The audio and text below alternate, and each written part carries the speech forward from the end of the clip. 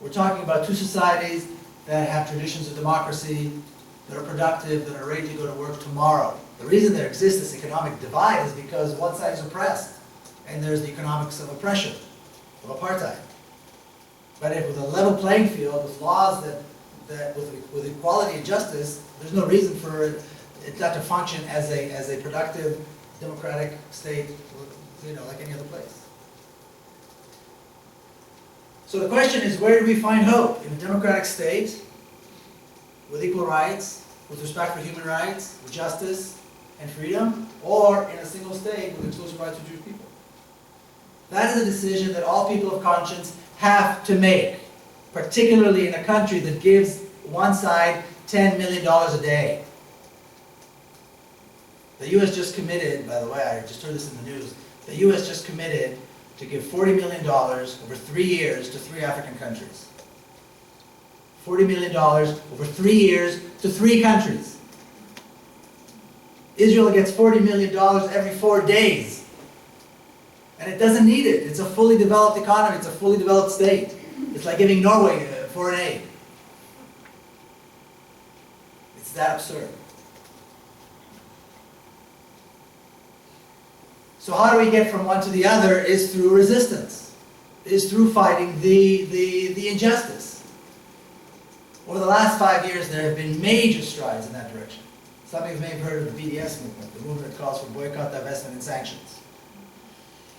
It's something that's been going on for a long time, but it's beginning to come up on the surface. It's beginning to show up on people's radar. Hillary Clinton is denouncing it. Of course, the Israeli Prime Minister is discussing it, denouncing it, calling it ISIS. They're talking about an Israeli lobby, and they're spending hundreds of millions. You wonder where they have all these millions. Hundreds of millions of dollars to fight it, and it's getting more recognition and more respect. Churches are voting, churches in America are voting to divest from Israel. Unions are voting to divest from Israel. Large companies are taking their money out. Student groups on campuses, Students for Justice in Palestine. If there isn't one on this campus, somebody should start one. It's one of the most amazing phenomena in this country. Over the last 5-6 years, they have changed the conversation on Palestine in this country. And they vote for divestment, and many of them pass the divestment votes. Talking about the student bodies, they get the student bodies, the student sentence, the student leadership to pass divestment votes. So there is a lot, and of course in Palestine they resist. Every Friday, village upon village, town upon town have these marches, peaceful marches. Peaceful until the Israeli army shows up. I go to these marches whenever I was there. I don't know how many times I was arrested. I have a trial coming up next month for one of these arrests. It's very peaceful until the army shows up and starts shooting. People march peacefully in their village, calling for justice, calling for the end of the occupation, and then suddenly these Rambos show up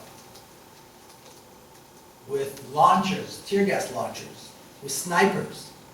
It's beyond belief, the violence. And the Palestinians are accused of terrorism, of disturbing the peace.